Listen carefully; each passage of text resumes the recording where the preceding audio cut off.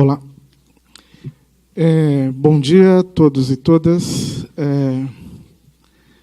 Eu estou muito contente de estar participando desse congresso, a convite da Secretaria Municipal de Educação, através da professora Vera. Já tive a oportunidade de falar em algumas DREs com professores e, depois de ter ouvido todas as experiências práticas, é até interessante fazer um fechamento, já que muitas das coisas que eu vou abordar já foram diretamente, apontadas pelos professores e professoras que aqui estiveram. Eu convidei para estar presente aqui comigo um imigrante e que vai falar sobre a sua experiência aqui no Brasil, as suas vivências, mas principalmente falar sobre uma coisa muito importante nesses momentos que a gente vive, de crescimento da intolerância, dos conflitos, da aceitação, dos imigrantes. Vai falar sobre um pouco essa questão que envolve o acolhimento. O Adama vai se apresentar melhor depois, ele é do Mali, e eu deixo para ele finalizar a minha fala. Bom, a temática imigração é uma questão importante que eu considero, e há algum tempo eu venho trabalhando, há quase 10 anos, com questões que envolvem a pesquisa sobre esse tema e o aprofundamento desse tema nas práticas pedagógicas das escolas, no trabalho do cotidiano, do dia a dia do professor. E, em função disso, acabei conseguindo desenvolver uma experiência para compartilhar com os colegas nesse processo formativo. Para falar sobre o tema, eu estou partindo do professor Milton Santos, quando ele fala de uma geografia cidadã, e ele, nessa obra, ele aborda a questão da epistemologia da existência, que é a construção desse ato de viver. E eu também gostaria de fazer referência ao professor Paulo Freire, porque, como já foi mencionado aqui pelos apresentadores e apresentadoras que antes tiveram o microfone, uma escola transformadora, ela parte de pessoas, de profissionais, que tenham essa perspectiva da busca da transformação, de transformar a escola num espaço em que haja o diálogo, em que os estudantes possam construir o seu processo de aprendizagem juntamente com o trabalho de quem os orienta. E essa escola transformadora ela só é possível na medida em que as pessoas que estão lá dentro, os profissionais, os estudantes, todos os agentes, eles sejam motivados por inquietações e essas inquietações os façam buscar respostas, buscar conhecimento, buscar informação para superar as dificuldades, superar os conflitos e fazer do espaço de aprendizagem um espaço de protagonismo, tanto de quem ensina, principalmente quanto de quem aprende. Trazendo um pouco essa questão da imigração para a perspectiva dos refugiados, eu apresento aqui dados do Comitê Nacional de Refugiados, o CONARE, que aponta aí um número cada vez mais amplo, crescente, de pessoas que buscam, no Brasil, uma perspectiva de sobrevivência e de existência humana. Muitos, cada vez mais, vindo da própria América Latina. Já sabemos aí, os números apontam que bolivianos, venezuelanos, haitianos são os que somam o maior número de pessoas que vivem nessa condição aqui no Brasil. Mas também não podemos esquecer que vários países da África, em especial da África Ocidental, como o Senegal, o Mali e outros, essas pessoas, esses indivíduos, buscam no Brasil a cidadania e a perspectiva de melhorar a sua existência. E é a partir desses números que nós temos que começar a ter uma visão mais ampla sobre o nosso papel como educador, já que muitas dessas pessoas são jovens, são crianças, jovens, que buscam ainda a sua formação básica ou complementar nas escolas públicas, já que as nossas leis e os trabalhos que envolvem a aceitação desses imigrantes prevêem como direito ao cidadão, o cidadão imigrante, o cidadão nessa condição de refugiado, o direito à educação. E uma das questões que mais preocupa nessa perspectiva de acolhimento e aceitação é a discussão que se faz nas escolas sobre um dos principais problemas que se encontra, que se enfrenta, quando se estabelece uma relação com o imigrante, que é essa perspectiva da xenofobia. Então, a professora ela já apresentou lá o vocábulo, né, xenofobia, o significado, mas eu vou mostrar aqui um pequeno vídeo, uma produção feita, que fala um pouco disso e retrata a situação ou a experiência de alguns imigrantes vivendo essa situação. Depois o Adão pode até falar com mais propriedade de questões como essa. Aqui, ó. Foi operar por aqui, ó, para tirar o tira, entendeu? Daqui operar aqui. Doeu muito na hora? Ah? Doeu muito na hora? Doeu muito na hora que tá recebendo. Quantos dias você ficou com a bala no pé? Mas 17 dias, mas 17 dias até tirar uma bala? 6 haitianos foram baleados com arma de chumbinho no centro de São Paulo. Um haitiano foi morto no fim de semana por cerca de 10 homens. Se levantam, um vem com uma garrafa na mão, inclusive, e começa a agressão.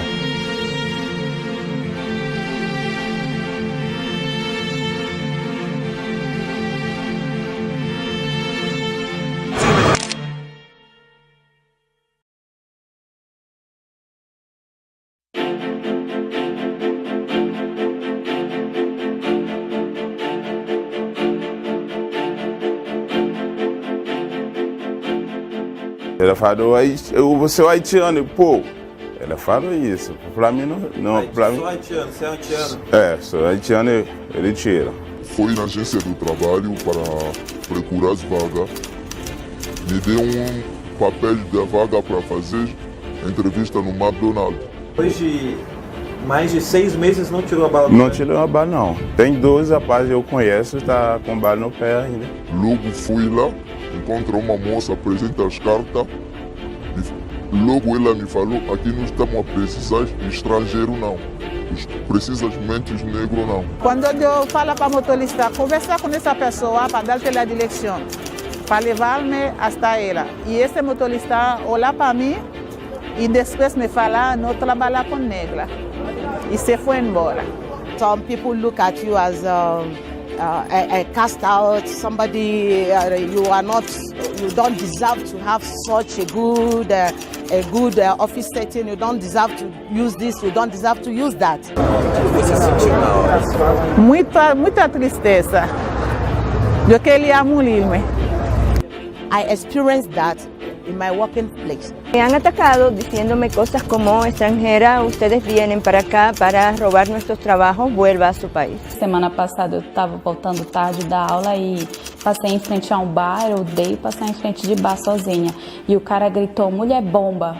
When I started saying about it, started complaining, I was sacked without any reason. E foi automático, assim, eu parei e voltei e falei, mais respeito. E ele começou a gritar que nem um desesperado, mulher bomba, mulher bomba, mulher bomba. Uma das coisas que me impressiona no Brasil é que, apesar de ter um número tão baixo de imigrantes e refugiados, estamos abaixo do 1% da população, estamos com manifestações, às vezes, de xenofobia igual a países que têm 10, 12, 13% de imigrantes e refugiados.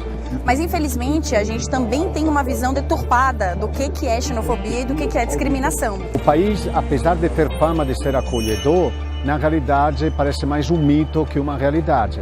A gente só entende o processo violento quando ele deixa uma marca, quando ele gera um assassinato, uma execução, quando ele gera morte, quando ele gera uma ferida. Realmente a gente continuar acreditando que não existe preconceito, que não existe racismo, que não existe xenofobia, a gente vai continuar mascarando um problema social tão grave no Brasil. Mas existe todo um processo de discriminação e de xenofobia que é silencioso. E no meu ponto de vista, esse é o que mais machuca. Esse é o que causa maiores danos no sentido de interromper o desenvolvimento de uma pessoa. Porque essa violência psicológica, essa discriminação silenciada, ela acontece de uma forma muito frequente com o migrante.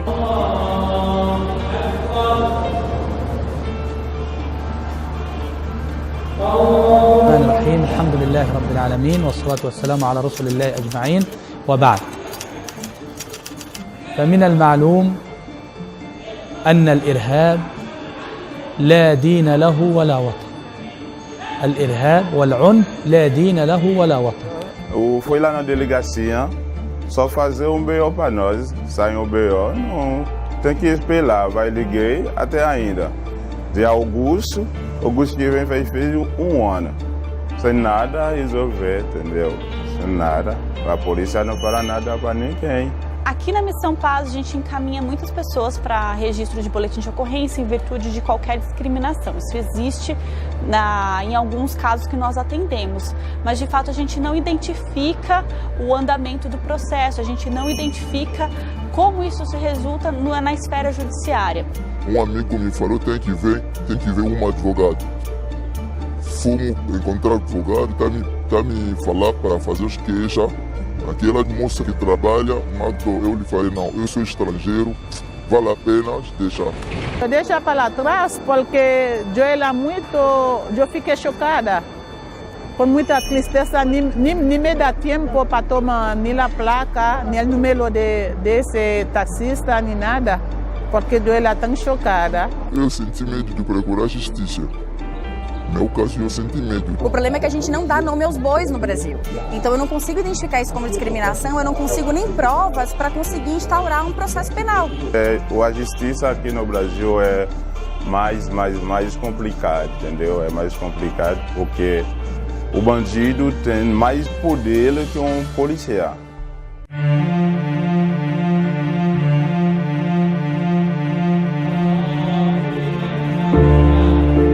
Para quem comete gestos de xenofobia, eu diria de pensar um pouco. Aquele que está sendo objeto de xenofobia é igual a você. Enxergue o outro. Recuerde que usted es un ser humano. A gente vem passando por um processo de invisibilizar pessoas, condições, situações. Aunque uma pessoa é negra, essa pessoa é amarillo, é vermelha, qualquer color. Y que cuando usted está cometiendo un acto de xenofobia, usted no solamente está violentando al otro, se está violentando a sí mismo. Pero temos mesmo sangue. Entenda por que essa pessoa veio para o Brasil. Each human being that have blood in their streams deserve to live. Essa pessoa não teve outra opção senão vir para cá. Era uma opção de salvar sua vida. Deserve to enjoy the goodness of life. Qualquer liberdade ela deve ser respeitada. أن الإسلام هو حسن المعاملة.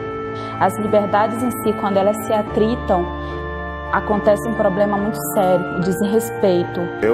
Para mim, eu jovem, tenho mais de 29 anos. Tem que foi aqui buscar a vida, vai matar a vida. É complicado. Você tem medo, então, de ficar no Brasil? Eu tenho medo.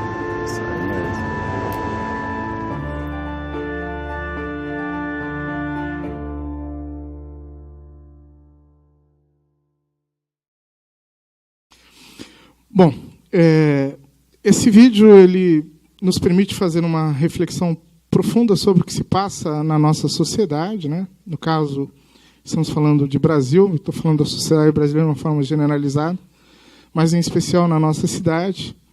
E é óbvio que o papel dos educadores os educadores adquirem cada vez maior responsabilidade no sentido de tratar questões como essa, para que os jovens, os estudantes e aqueles que estão fazendo a sua complementação de formação, seja na EJA, na educação de jovens e adultos, possam desenvolver uma capacidade de enxergar, entender as diferenças, enxergar e entender o outro e, portanto, desenvolverem um processo de desenvolvimento do conhecimento numa perspectiva de diversidade e humanista, principalmente.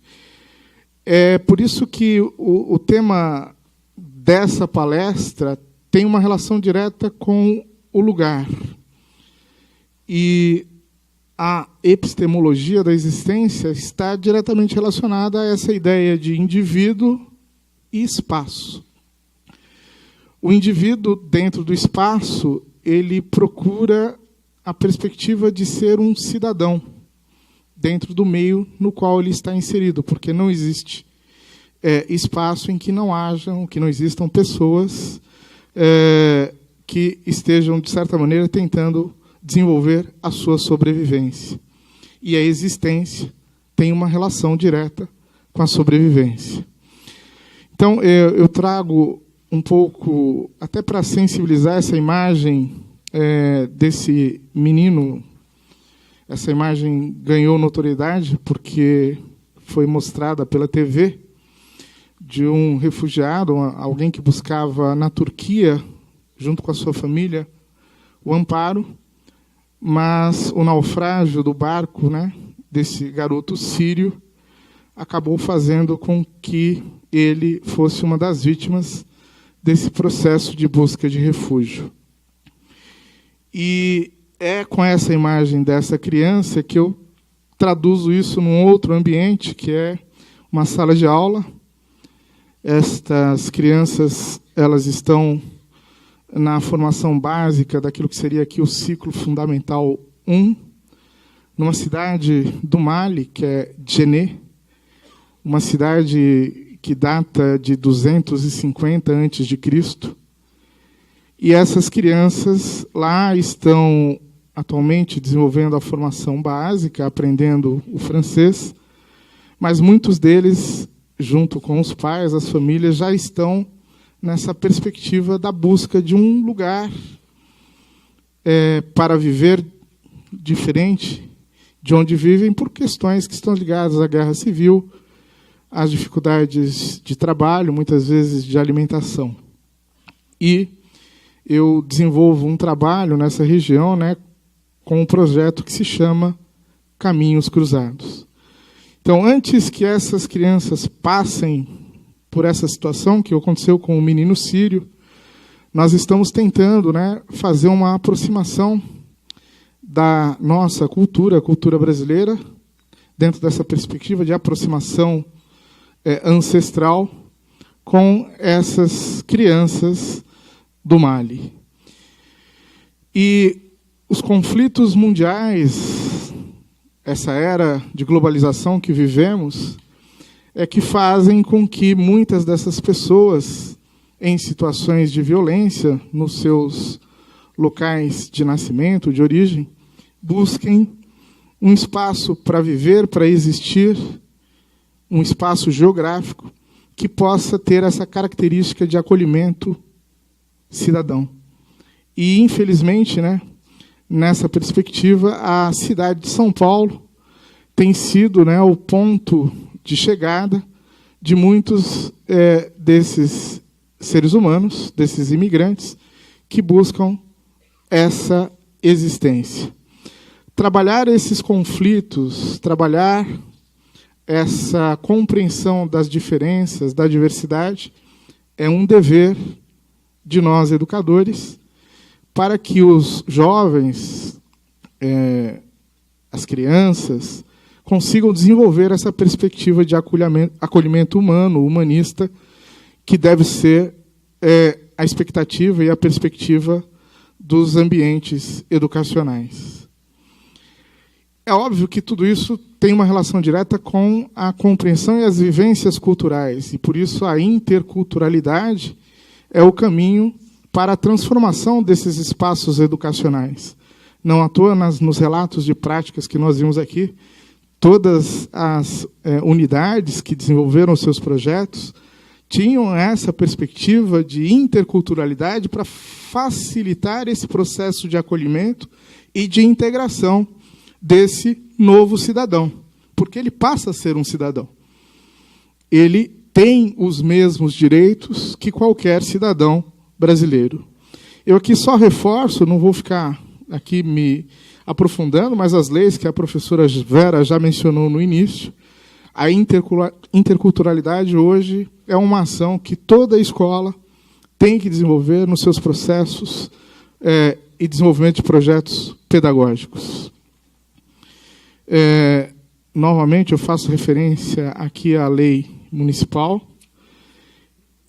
Para finalizar, porque o tempo está curto, temos outras apresentações, eu só aqui reforço o conceito de epistemologia da existência, novamente dialogando com o Paulo Freire. Eu só quero acrescentar que, no texto, o Paulo Freire fala que as minorias são aquelas que são mais capazes de enxergar essa perspectiva epistemológica de construir a existência, porque são os que mais sofrem as dificuldades, né?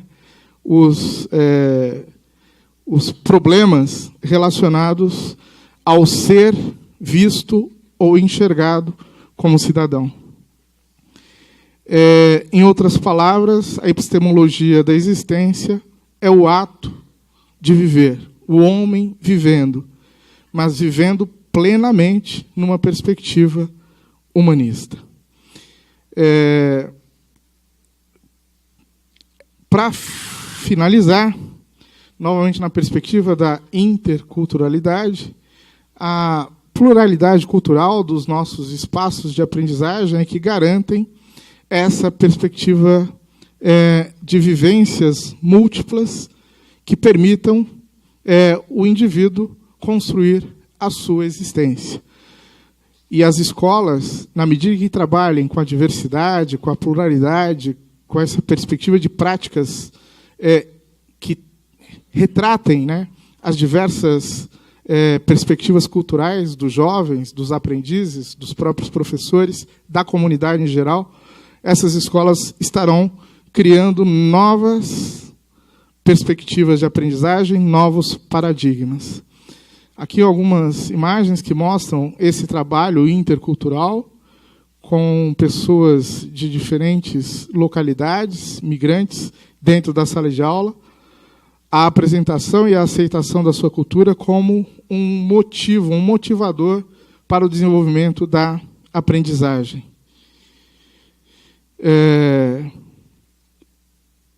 Eu só reforço o conceito aqui de pluralidade cultural. Para não perder o enfoque, a participação do Adama, eu vou pedir que ele fale um pouco sobre a experiência dele aqui no Brasil, a questão do acolhimento e essa sensação de xenofobia. Obrigado. E bom dia a todas e todos. Sou Adama Konate, do Mali, e desde 2012 cheguei aqui.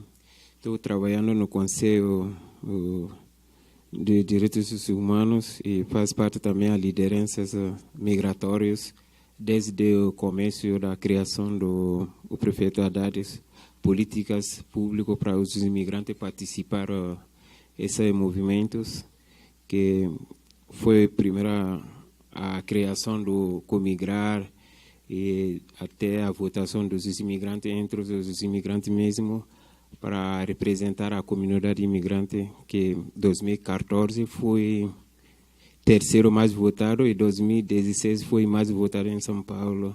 Por essa liderança, a gente trabalha também com o Ministério da Justiça e o Ministério do Trabalho em SINIC. E sou palestrante, sou poeta, sou fundador da União Malinesa em São Paulo. Então, cheguei aqui pelo estudo, que precisava estudar muitas e mais experiências, mas todo o tempo que a gente faz parte aqui. Eu comecei com várias dificuldades, como Walter falou sobre a dificuldade dos imigrantes em geral, que seja refugiado, que seja estudante, que seja qualquer tipo da migração aqui no Brasil.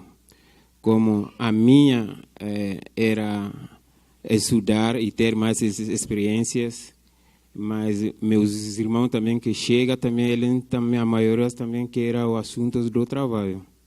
Então, eu comecei, quando cheguei aqui, primeiramente, aprender as línguas portuguesas, que foi um pouco difícil, porque cheguei falando inglês, espanhol, francês. Então, que é espanhol que não sabia falar. Então, sempre quando eu tenho aula a aprender a língua portuguesa, sempre a burocracia no Polícia Federal era muito difícil conseguir a primeira documentação, que é o protocolo. Então, esse protocolo também que era 6 meses, e a carteira de trabalho também, antes de conseguir, já termina o primeiro protocolo de 6 meses. Então, o protocolo demorava quase 3 meses e 4 meses. E a carteira chega a 5 meses para conseguir, porque a validação do protocolo vai com a carteira do trabalho. Então, isso, sentindo, o mais pior era quando alguém chegara como fazer a documentação no Polícia Federal. Então, sempre como a primeira pergunta que faz lá no Polícia Federal era: você fala português? Você trouxe um tradutor. Então, se a pessoa não fala português ou não trouxe um tradutor, a pessoa não consegue a documentação. Algum podia fazer 3 vezes votando e indo votando. E como a minha primeira entrevista, eu comecei a aprender rápido, porque eu uso muitas redes sociais e aprender muitas conversas com várias pessoas também. Então, a cara me ajudou pela espanhol, como eu falo espanhol, ele conseguiu me ajudar espanhol misturado com português. E desde lá eu comecei como tradutor, porque estava com outros amigos. Quando ele terminou me entrevistar, ele me chamou a ajudar meus amigos que estavam comigo. Eu ajudei a misturar essas 2 línguas, português e espanhol. E depois, sempre eu estou estudando, mas sempre recebo as chamadas das pessoas para acompanhar. Então, o mais pior que eu tenho em redes sociais primeiramente, o 2012, 2013, a nossa comunidade que eu criei, que é a União Malinenses em São Paulo, com 15 pessoas. Quando eu criei, agora chegou mais 400 pessoas à associação. E criei, depois de 6 meses, encontrei um professor, que ele é o professor do PUC, agora ele é formador dos professores das matemáticas no PUC, que é o professor Sado, que ele estava aqui há mais de 20 anos. Então, eu levei a associação para eleger ele como presidente. Ele não queria mais, eu insisti. Como sou jovem, eu tenho muitas coragens de lutar outras coisas. E ele aceitou. Então, a associação, a gente conseguiu fazer muitas atividades. Mas o problema do trabalho também começou muito pior, porque a minha liderança começou lá. Não era só a minha comunidade, mas era em comunidade em geral, principalmente os africanos e haitianos e várias outras pessoas também, que sempre estava fazendo esse intérprete no Polícia Federal. E essa também, que o assunto do trabalho era muito pior. E depois eu comecei a pensar, algumas primeiras pessoas que começaram a trabalhar, então sempre eu faço uma reunião e conversar com eles. Então, como a gente não consegue entrevista, ninguém não fala, ninguém não sabe se escrever. Então, tem que ter uma ideia para quebrar essa burocracia. Então, sempre eu falo para eles. Então, vocês que conseguiram sorte de trabalhar em alguns lugares, tenta manter a confiança, a coragem, para que a empresa, o seu patrão, acredita que você é um trabalhador. Não tenta olhar o jeito dos brasileiros. Eles são cidadãos. Então, como eles são cidadãos, a gente não tem que olhar muitas coisas.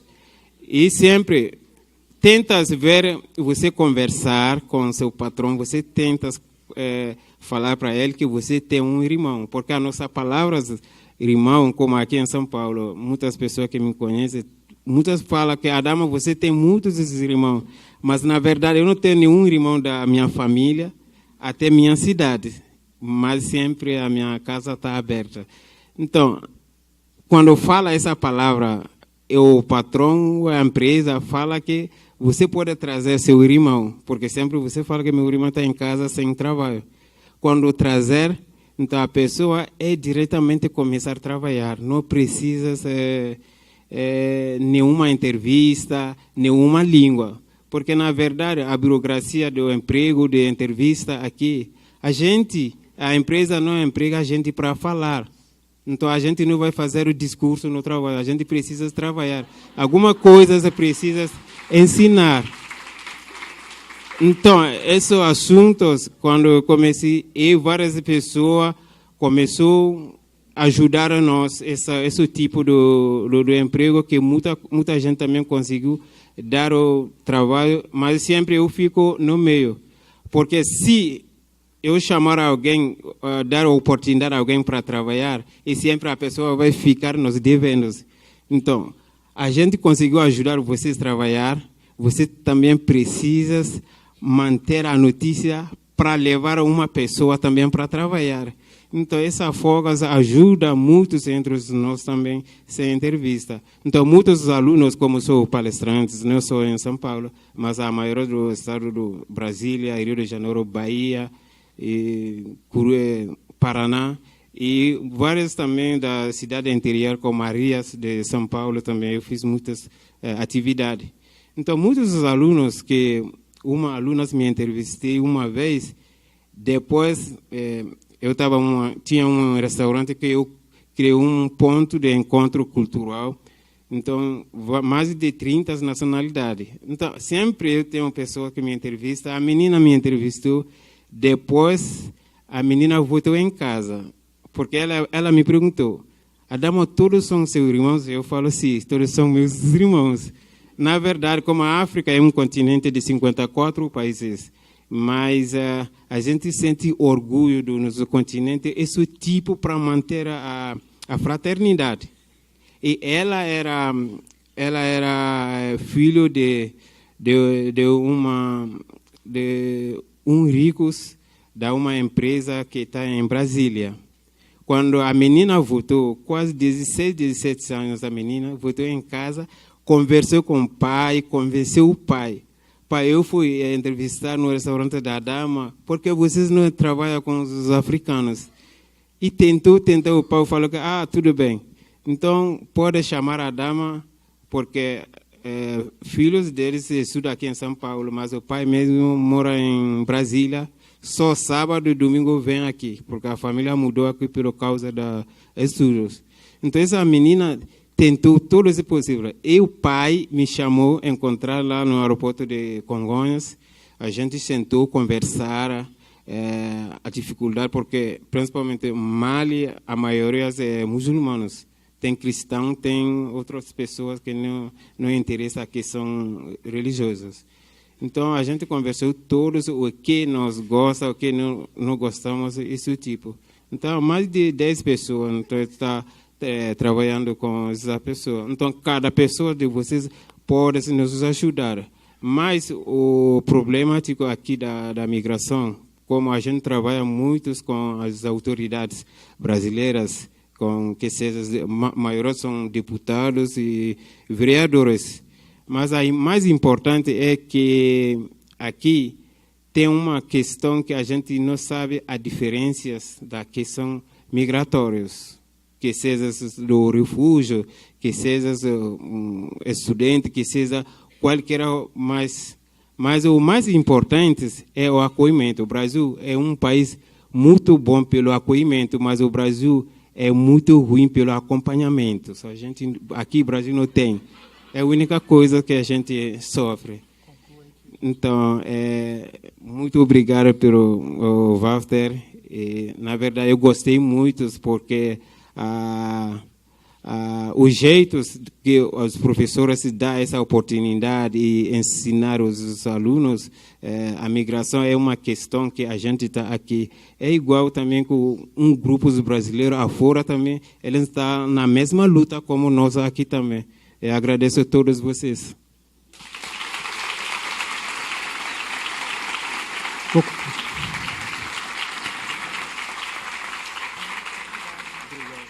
Para aqueles que quiserem conversar com a dama mais, ele tem muitas histórias para contar. Ele tem um restaurante chamado Merci Ma Mère, obrigado minha mãe, traduzindo. Fica ali próximo ao Memorial do Imigrante, inclusive na própria rua do Memorial. Comida do Mali, comida típica, vocês podem visitar lá. Eu também gostaria de agradecer por conta do tempo. A Vera está me pressionando aqui para eu terminar logo. Então, para finalizar, fecho com uma frase do professor Paulo Freire. Eu tenho que falar dele sempre, porque com os descaminhos que o Brasil tomou, a questão da educação tem que ser revigorada, e o nosso mestre Paulo Freire precisa ser lembrado o tempo todo. Então, quem ensina, aprende ao ensinar. E quem aprende, ensina ao aprender. Obrigado a todos.